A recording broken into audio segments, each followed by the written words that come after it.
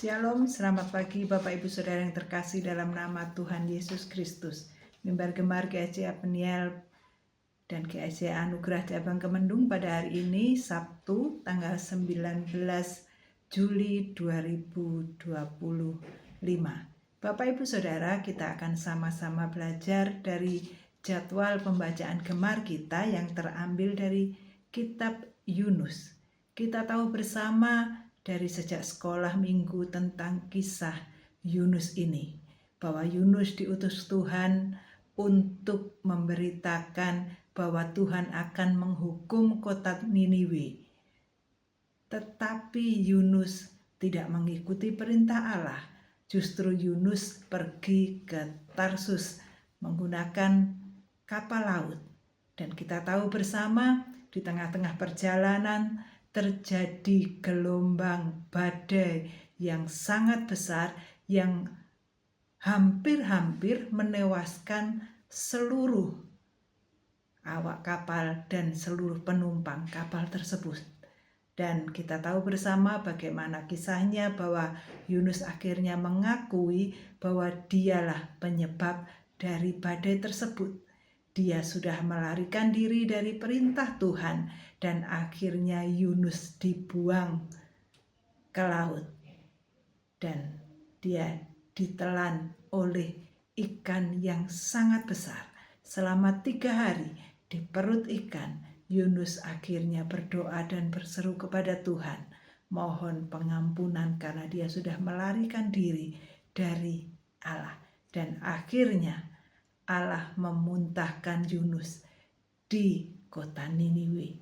Satu kisah yang luar biasa yang kita sudah tahu bersama, bahwa kita semua tidak bisa lari daripada rencana dan kehendak Tuhan. Dan pagi hari ini kita akan sama-sama belajar dari Yunus pasal yang keempat, ayat 1 sampai yang ke-11. Di dalam Yunus pasal yang keempat, ayat 1 sampai yang keempat, di sini menyoroti tentang kemarahan Yunus terhadap kasih karunia Tuhan yang sudah merancangkan hukuman bagi kota Niniwe, tetapi setelah orang-orang di kota Niniwe, bahkan rajanya dan seluruh pejabatnya menyerukan untuk berdoa dan berpuasa, dan Allah mengampuni mereka.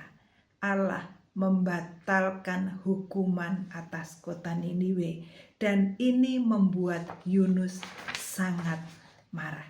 Mari kita akan buka dalam Alkitab kita Yunus pasal yang keempat. Kita baca terlebih dahulu ayat 1 sampai yang keempat. Bagaimana Yunus marah. Tetapi hal ini sangat mengesalkan hati Yunus, lalu marahlah ia. Dan berdoalah ia kepada Tuhan, katanya, "Ya Tuhan, bukankah telah kukatakan itu ketika aku masih di negeriku? Itulah sebabnya maka aku dahulu melarikan diri ke Tarsis, sebab aku tahu bahwa Engkaulah Allah yang pengasih dan penyayang, yang panjang sabar dan berlimpah kasih setia, serta yang menyesal karena malapetaka yang hendak didatangkannya. Jadi sekarang ya Tuhan, cabutlah kiranya nyawaku, karena lebih baik aku mati daripada hidup." Tetapi firman Tuhan berkata, "Layakkah engkau marah?" Bapak Ibu Saudara, di sini kita bisa melihat alasan Yunus melarikan diri ke Tarsis setelah dia mendapat perintah Tuhan untuk menyerukan berita kepada bangsa Niniwe. Yunus sadar betul bahwa Allah adalah Allah yang pengasih, Allah yang penuh dengan belas kasihan. Dan Yunus sangat tidak menyukai, karena apa? Karena Yunus melihat, Yunus tahu bahwa orang-orang di kota Niniwe sudah berbuat jahat. Mereka sudah melanggar perintah Tuhan dan mereka sudah membuat banyak orang menderita. Itu sebabnya Yunus tidak ingin bangsa Niniwe bertobat. Yunus ingin bangsa Niniwe dihukum oleh Allah. Tetapi di ayat yang keempat Tuhan bertanya, layakkah engkau marah Yunus? Bapak Ibu Saudara yang terkasih, kadang-kadang pikiran Allah itu sangat bertentangan dengan pikiran kita. Dan Allah ingin mengajarkan Yunus tentang kasih-Nya yang besar. Judul perikop dari Yunus pasal 4 di sini adalah Yunus belajar menginsafi bahwa Allah mengasihi bangsa-bangsa lain. Dalam ayat yang ke-5 sampai yang ke-11, Allah menumbuhkan pohon jara. Bapak Ibu bisa baca di ayat yang ke-5 sampai yang ke-11, bagaimana Allah mengajari Yusuf dengan cara dia bisa berteduh dengan nyaman di bawah pohon jara. Dengan daunnya yang rimbun, dia bisa merasa nyaman, dia bisa merasakan kesejukan. Tetapi pohon jara ini tidak hidup lama. Pohon jara ini kemudian mati. Ayat yang ke-7 berkata, tetapi keesokan harinya ketika fajar menyingsing, atas penentuan Allah datanglah seekor ulat yang menggerek pohon jara itu sehingga layu. Segera sesudah matahari terbit, maka atas penentuan Allah bertiuplah angin timur yang panas terik, sehingga sinar matahari itu menyakiti kepala Yunus. Lalu lebahlah ia lesu dan berharap supaya mati. Katanya, lebih baiklah aku mati daripada hidup. Bapak Ibu Saudara, ayat yang ke-9 Tuhan kembali menegur Yunus. Tetapi firman-Nya kepada Yunus, firman Allah kepada Yunus, layakkah engkau marah karena pohon jara itu? Jawab Yunus, selayaknya aku marah sampai mati. Jadi Yunus masih saja berkeras kepala. Dia marah karena Tuhan mengasihi bangsa yang sudah begitu jahat, yang layak untuk dihukum. Dan Yunus juga marah karena pohon jara yang sudah melindunginya, tetapi tidak lama kemudian dia layu dan mati. Ayat yang ke-10 berkata, Allah berfirman, engkau sayang kepada pohon jara itu yang untuknya sedikit pun engkau tidak berjerih payah dan yang tidak engkau tumbuhkan, yang tumbuh dalam satu malam dan binasa dalam satu malam pula. Bagaimana aku akan sayang. Saya ulangi ayat yang ke-11. Bagaimana tidak aku akan sayang kepada Niniwe, kota yang besar itu yang berpenduduk lebih dari 120.000 orang, yang semuanya tak tahu membedakan tangan kanan dari tangan kiri, dengan ternaknya yang banyak. Jadi Bapak Ibu Saudara, Allah mengajari Yunus dengan pohon jara. Pohon jara, ya. Yunus merasa sayang bahwa pohon jara ini cepat sekali mati. Yunus merasa sayang, kenapa Allah melakukan itu? Dan Allah berkata, Yunus, engkau sayang dengan pohon jara, padahal engkau tidak ikut menumbuhkan pohon jara itu. Engkau tidak ikut memelihara pohon jara itu.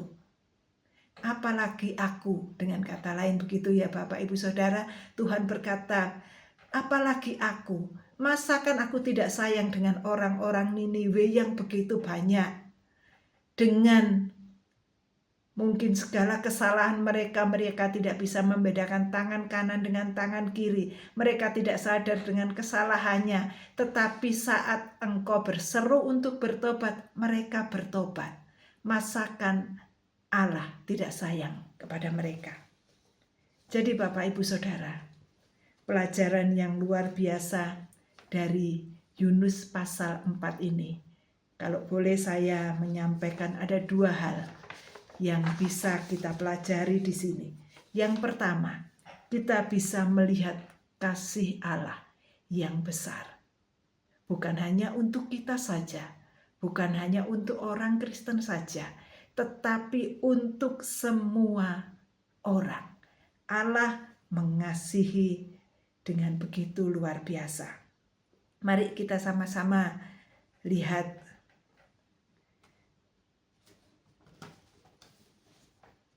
dari 1 Yohanes pasal 1 ayat yang ke-19. 1 Yohanes pasal 1 ayat ke-19 berkata, jika kita mengaku dosa kita, maka Ia, Allah, adalah setia dan adil, sehingga Ia akan mengampuni segala dosa kita dan menyucikan kita dari segala kejahatan. Ini adalah kasih Allah yang luar biasa, besar dalam kehidupan kita.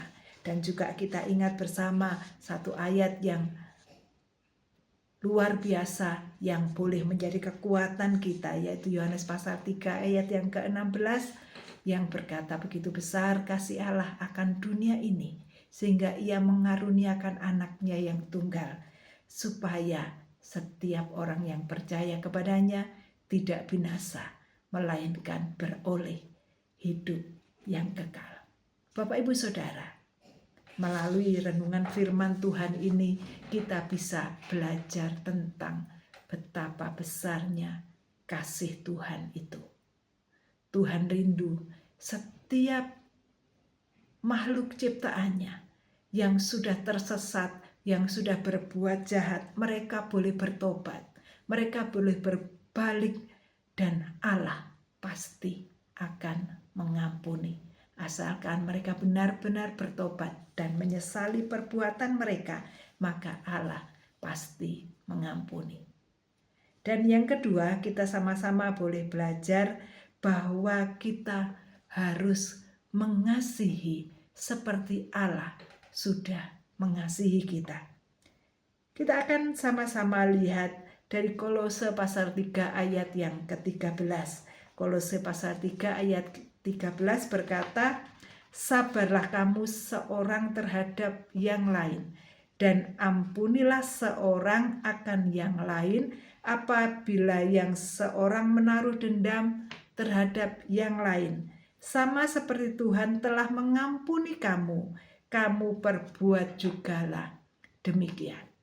Ini yang Tuhan ingin ajarkan kepada kita. Tuhan sudah mengampuni kita, seberapa besar pun kesalahan kita.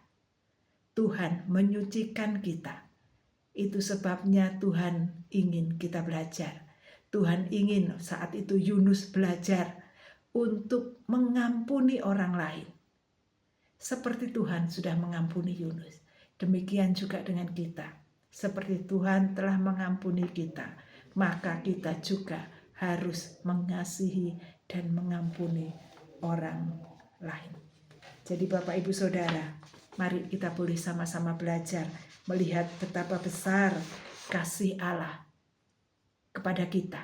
Bukan hanya kepada kita, tetapi juga kepada orang lain. Dan yang kedua, mari belajar untuk mengasihi dan mengampuni, seperti Allah juga telah mengasihi dan mengampuni kita. Mari kita berdoa. Tuhan, kami mengucap syukur untuk kebenaran firman Tuhan pada pagi hari ini. Kami bersyukur untuk kasih setia Tuhan yang besar, sehingga Tuhan rela mati di kayu salib, menebus dosa kami, sehingga kami yang harusnya binasa mati di neraka, tetapi kami boleh mendapat anugerah Tuhan yang besar, dilayakkan untuk kembali bersatu dengan Allah, masuk dalam surgamu yang mulia. Itu sebabnya seperti Allah mengasihi kami, seperti Allah mengampuni kami, maka kami mau belajar untuk kami juga boleh mengasihi dan mengampuni orang lain. Terima kasih Tuhan. Di dalam nama Tuhan Yesus, haleluya. Amin. Bapak Ibu Saudara, mari kita boleh terus ingat kasih Tuhan yang besar terhadap kita, sehingga kita juga mampu mengasihi dan mengampuni orang lain. Selamat beraktivitas, Tuhan Yesus memberkati, dan salam bergemar.